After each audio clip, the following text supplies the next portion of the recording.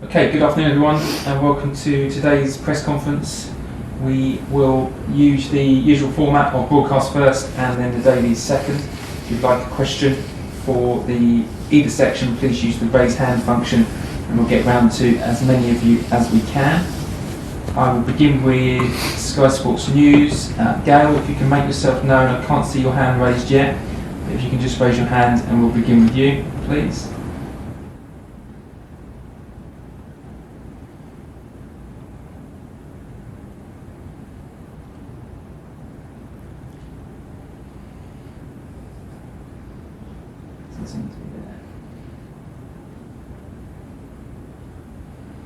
Okay, we'll begin with John Southall then from BBC 5 Live until we can locate Gail. John. Hello Thomas, how are you? Hi, I'm fine, thanks. Good, let's start with the European Super League. Just give us your thoughts and reaction. You've had a few days to digest it all. What's been a pretty remarkable week in football? Yes, to be very honest, I had so much information just until the day of the match and after the match that I gave myself the luxury of not reading any news, watching any news about anything. So the thing is off. We know what the situation is. Situation is clear. That helps me as a coach to prepare my team for an important match, and that's pretty much everything. I have had enough press conferences and pre-match and post-match talks about it, and now it does not even exist, so happy to move on. Yeah, obviously the fans' voice has been heard. Do you think it's going to be quite a big job to regain the fans' trust with the people who run the club? No, because I think that the people and the fans know very, very much that it's also the credit from the owners to improve their clubs and to build strong clubs and build a strong and maybe the most competitive league in the world. So I think they appreciate that very, very well, and I think that people can read very clearly also and can divide things from another, and they expressed their opinion on this decision. They were absolutely not happy, the fans and the supporters obviously, but I don't think that it affects in general the opinion on what, for example, our owner did with this club, does for the community, does for the women's teams, for the academy, and for the first team. It's a lot of positive things here. Last one, John. And have you spoken with the owners since the decision was made, and have they, I know Stan Kroenke apologised to Mikel Arteta, have they apologised to you for what's happened and putting you through that? No, nobody needs to apologise, and I have not spoken to the owner since I arrived, which is absolutely not a problem, but I was in a dialogue with the club before and after the match, and so I was informed that we are pulling out, and that was pretty much all I needed to prepare the next match against West Ham. Gail Davis, Sky Sports News.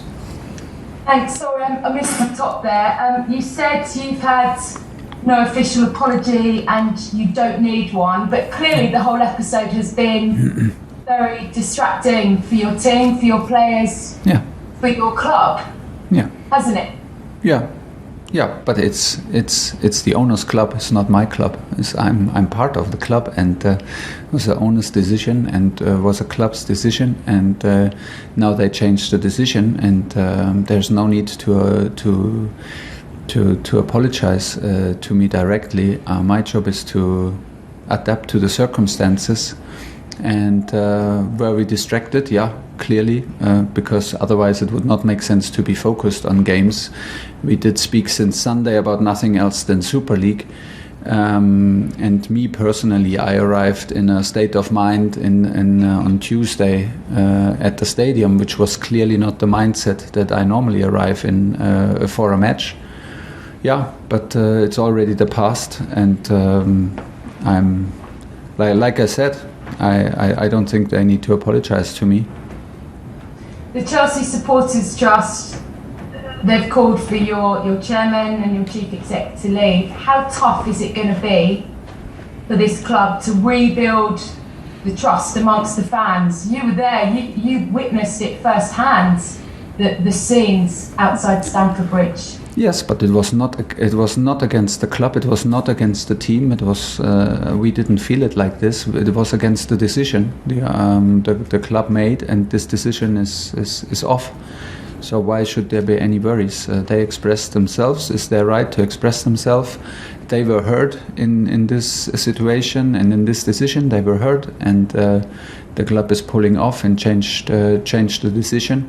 But in general, I'm very sure that everybody sees what our owner and clearly the other owners of the big six teams do for this league. I mean, they are a big part of this competition, and this is the competition where everybody in whole Europe envies us to be in it and to have a competition like this. And this is the solid base is the big six teams, and all the other teams with so many strong managers, so many strong players in there, and so many big clubs, and this is also this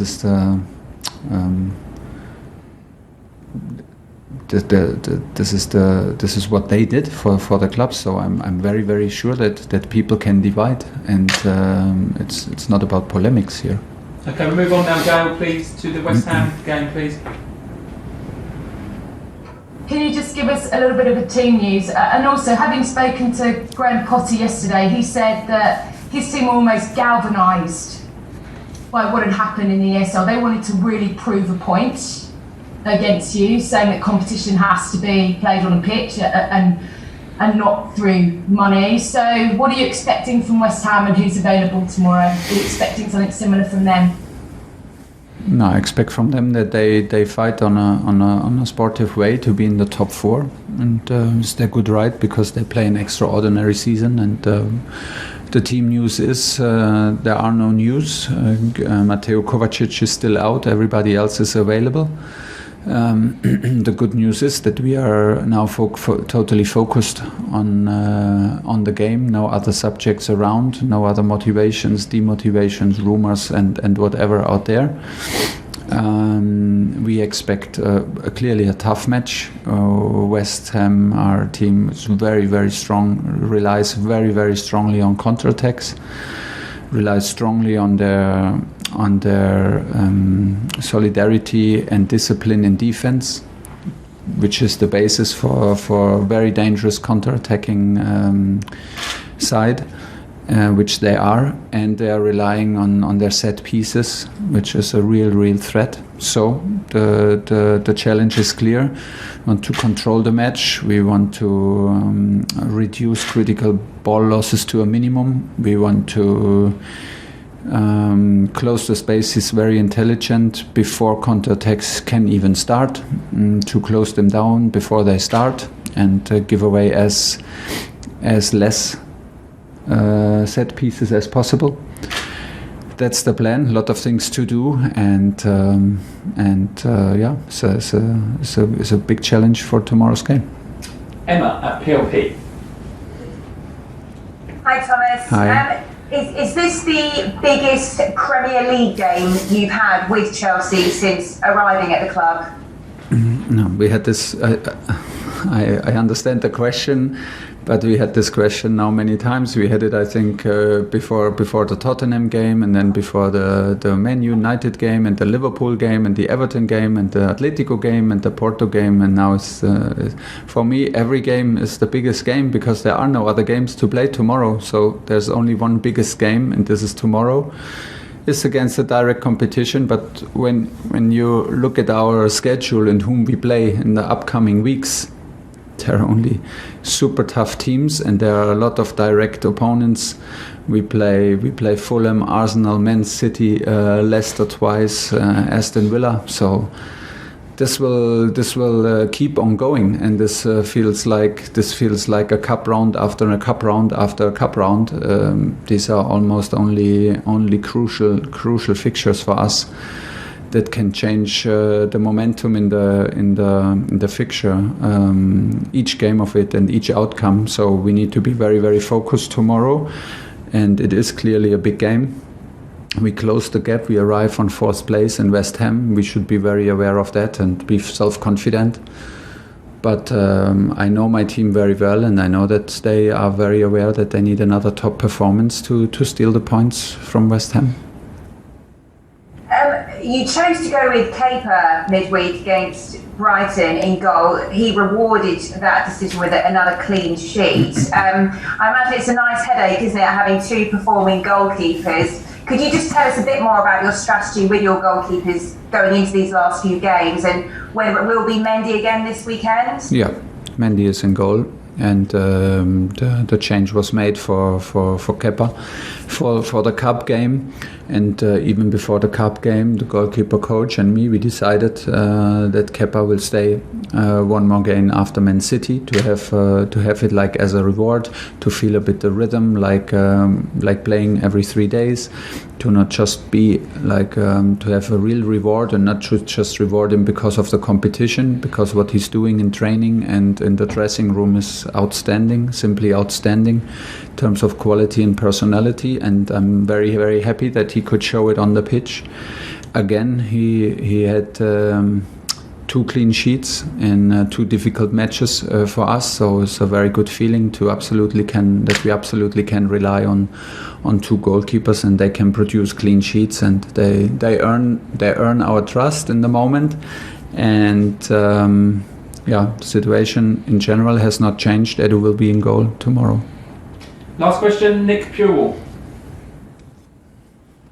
Hey Thomas, just with Mateo's injury, how bad is it? How long do you expect him to be out? Me personally, I think we can hope for Fulham without now, but don't take it as a granted and as a medical advice. It's just my personal decision, and maybe the physios and the doctors will kill me for that. But I think it's maybe possible to be back again against Fulham, which is between the Madrid games, right? I think Madrid could be very, very close, because obviously he has not trained with the team.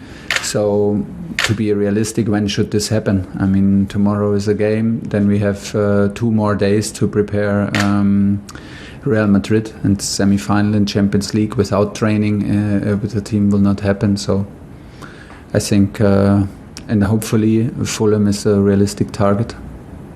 Okay, that's the end of the TV section.